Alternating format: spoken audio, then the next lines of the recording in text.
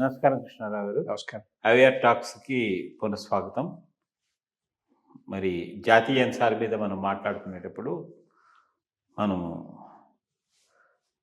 మొన్న చూస్తుంటే జమ్మూ అండ్ కాశ్మీర్లో ఈ టెర్రరిస్ట్ బస్సులో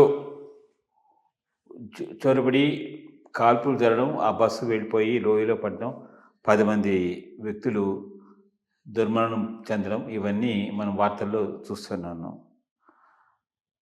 మళ్ళీ ఈ కొత్త ప్రభుత్వం ఏర్పడింది, మళ్ళీ ఈ విధమైనటువంటి దుశ్శాస్త్రమైనటువంటి చేష్టలన్నీను ఎక్స్ట్రీమిస్ట్ చేతిలో పడుతున్నాయా? దీనికి గవర్నమెంట్ ఏ విధమైనటువంటి చర్యలు తీసుకోవాలి? దీని మీద, ఈ ఉదంతం మీద మీ యొక్క ఒపీనియన్? ఒకటి చాలా అన్ఫార్చునేటు, 2 రకాల అన్ఫార్చునేటు. ఒకటి, చాలా సిస్టమేటిక్గా చాలా రోజుల నుంచి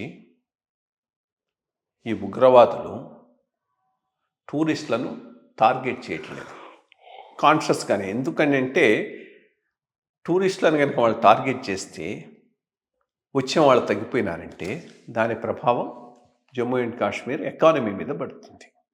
సో అది దృష్టిలో పెట్టుకొని వీళ్ళని ఎప్పుడు కూడా వాళ్ళు టార్గెట్ చేయట్లేదు. అంతప్పటికీ ఏదైనా మిలిటరీ మీదనో గవర్నమెంట్ ఎంప్లాయీస్ మీదనో వాళ్ళ మీదనే వీళ్ళు టార్గెట్ ఉంటుంది.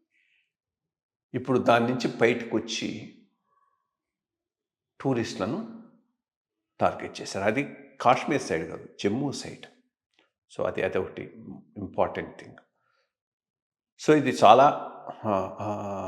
Important and heart breaking issue, దాంట్లో ఏమీ డౌట్ లేదు.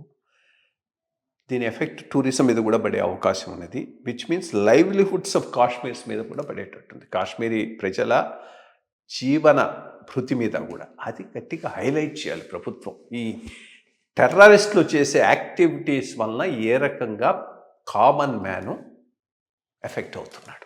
ఇప్పుడు అంతకుముందు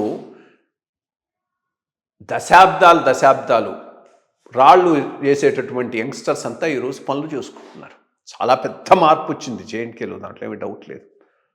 రెండోది, వీళ్ళను పూర్తిగా ఎలిమినేట్ చేయాలి. సోర్స్ ఎక్కడో కనుక్కోవాలి. సోర్స్ కనుక పాకిస్తాన్లో ఉంటే పోయి కొట్టాల్సిన అవసరం ఉంది.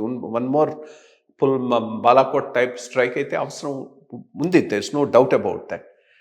మోర్ ఇంపార్టెంట్లీ అక్కడ ఎలక్షన్స్ పెట్టి గవర్నమెంట్ వచ్చేటట్టు చూడటం. బట్ ఆ గవర్నమెంట్కి ఫుల్ పవర్ ఇవ్వకుండా law and order lieutenant governor చేతిలో ఉండేటట్టు చూసుకోవడం. ఎందుకంటే అక్కడ నమ్మటానికి వీల్లేదు. వీళ్ళందరూ లైక్ మన ఫరూక్ అబ్దుల్లా మాట్లాడినట్టు పాకిస్తాన్ మీద మనం పోతే వాళ్ళ బాంబులు ఉన్నాయి, బాంబులు వేస్తారు, ఏదో జస్ట్ లైక్ దట్ వేయటానికి ఉన్నట్టు, మన దగ్గర లేనట్టు. సో ఈ మోస్ట్ అన్బిలీవబుల్ పాలిటీషియన్స్. అక్కడ న్యూ క్రాప్ ఒకటి డెవలప్ కావాలి, కమిటెడ్ వాళ్ళని తయారు చేసుకోవాలి. పెద్ద పని ఉన్నది. సో ఐ థింక్ 370 తీసేసిన తర్వాత ఇంకా దాన్ని మించిన వర్క్ అక్కడ ఇప్పుడు గవర్నమెంట్ ఆఫ్ ఇండియా ఉన్నది.